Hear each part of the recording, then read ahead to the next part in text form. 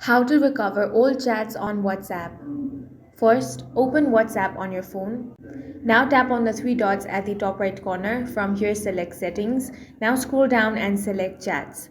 Now find the option of Chat Backup. Here you want to check the last backup date shown at the top.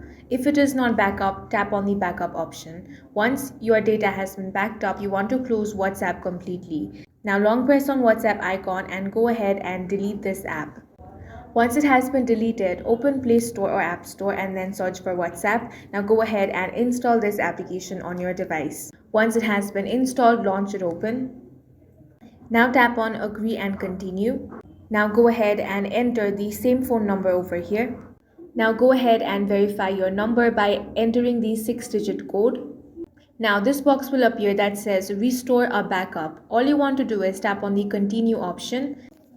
Now you have to wait for the restore process to finish. After that, tap Next. Now enter your profile info, then tap on Next.